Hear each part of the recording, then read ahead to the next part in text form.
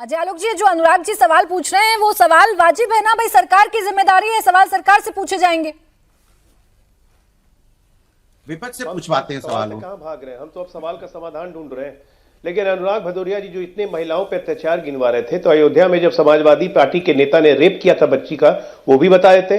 कानपुर में जब इनके नेता पकड़े गए थे रेप करते हुए, वो भी बताए थे। रेपिस्टों को छोड़ने की वकालत जब इनके मुलायम सिंह करते थे, वो भी बताए थे। अब एक मिनट चुप रहिए, 1 मिनट चुप रहिए, अब बीच में नहीं। मैं आपके बीच में नहीं बोला था, चुपचाप सुनिए भदौरिया, मैं आपके बीच में नहीं बोला था। 2012 ये रमीज जब आगरा मेडिकल कॉलेज ज्वाइन करता है, आगरा मेडिकल कॉलेज ज्वाइन करता है तो इस्लामिक मेडिकोस की मीट ऑर्गेनाइज होती है। मुख्य अतिथि जानती है कौन था? मुख्य अतिथि जानती है कौन था? आजम खान के पुत्र। बुलंदशहर मेडिकल कॉलेज में प्रिंसिपल पे दबाव बनाया जाता है कि यहां मुस्लिम छात्रों की संख्या अधिक है, यहां नमाज के समय फिक्स किया जाए। पैरवी करने वाले जानते हैं कौन थे? आजम खान खुद। ये तो हाल है समाजवादी पार्टी और बसपा, इनके प्रश्रय देने के कारण ऐसे ऐसे लोग आगे बढ़ते गए। और हम तो अब काट रहे हैं, जड़े काट रहे हैं, जड़े काट रहे हैं तो छटपट छटपट छटपट। लेकिन उसके बावजूद भी केजीएमयू में इतना बड़ा कांड हो गया। अब केके सिंह जी रुक जाए, अनुराग भदौरिया जी रुक जाए। आपके सवाल का ही जवाब दिलवाने की कोशिश कर रही थी। अब केके सिंह जी को जरा स्क्रीन पर ले आइए, वो बताएंगे। केके सिंह जी, मसला क्या है? किसकी भूमिका यहाँ संदिग्ध है? क्या हुआ बच्ची के साथ? अब पूरा का पूरा मामला एफआईआर के इर्द गिर्द क्यों घूम रहा है? आपने जब शुरू में इंट्रोडक्शन में जितनी बातें बताई हैं, उसमें जो चीजें छूट गई हैं क्रोनोलॉजी और इवेंट्स में, मैं एक तरह से बहुत शॉर्ट में बताता हूं। जी बताएं। 17 दिसंबर को हमें सूचना मिलती है कि हमारी एक छात्रा ने ओवरडोज कर लिया है दवाई का।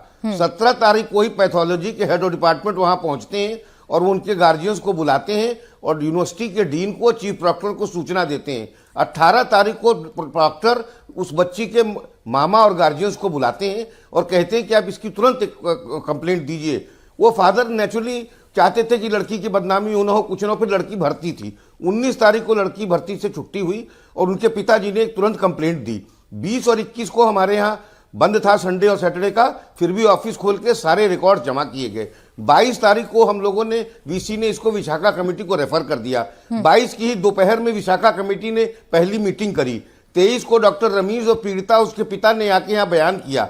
7 तारीख को हम लोगों ने कंक्लूड कर लिया कि ये दोषी है। इस चीज का क्या दोषी है वो भी बताऊंगा। दोषी है और इसको सख्त सजा दी जाए विशाखा के हिसाब से।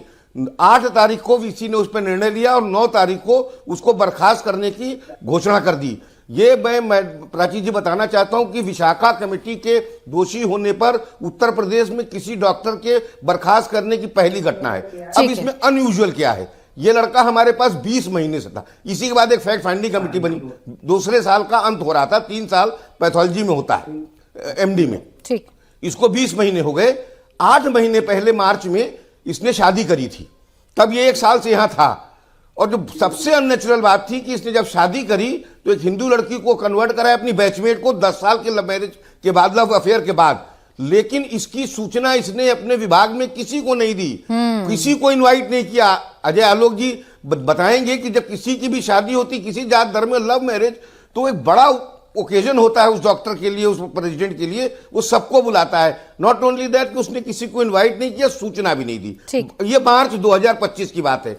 जून 2025, जस्ट 2 महीने बाद, पहला भी उसने कन्वर्जन करा है, 2 महीने बाद इस लड़की से वो अफेयर में उसको बहला बुसला लेता है। ये थोड़ी सी, इसको पहले से साइकोलॉजिकल इश्यूज थे।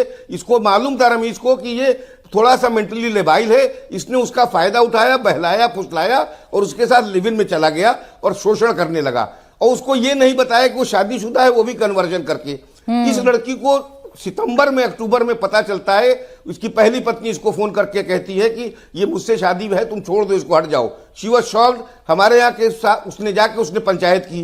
तब रमीज ने इसको फिर बहलाया। उसने कहा कि मैं अपनी पहली पत्नी को छोड़ दूंगा, तुम्हारे साथ रहूंगा। लेकिन वो लड़की उस रिश्ते से बाहर निकलना चाहती थी। लेकिन इसने उसके जो बहलाया फुसलाया था उसका फायदा उठाया और उसके साथ फिर उसको भरोसा दिलाने में रह गया कि हम तुम्हारे साथ ही रहेंगे। और फिर दिसंबर 17 को इस लड़की ने जहर खाया और जिसके बाद गई।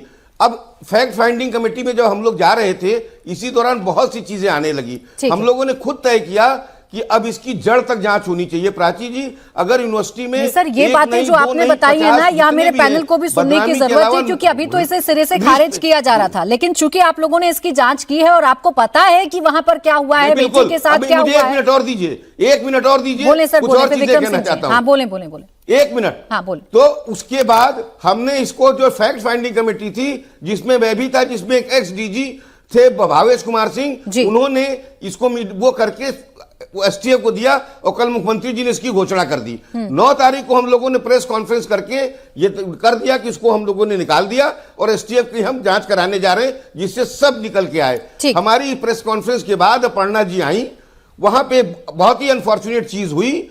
हमारे पास छिपाने को कुछ भी नहीं है। केजीएमयू चाहता है कि सख्त से सख्त जांच हो, और कल कुलपति गई थी, मुख्यमंत्री से कह के आई है कि जांच करिए, हम लोग सब सहयोग करेंगे। हमने जितने स्टेटमेंट बयान लिए हैं ठीक है सर, अभी आपने पूरा एक सीक्वेंस के साथ डेट वाइज डेट बताया कि कहां पर क्या गड़बड़ियां हो रही थी और रमीज कर क्या रहा था, वो कैसे कंट्रोल कर रहा था एक लड़की को, ये भी आपने बताया।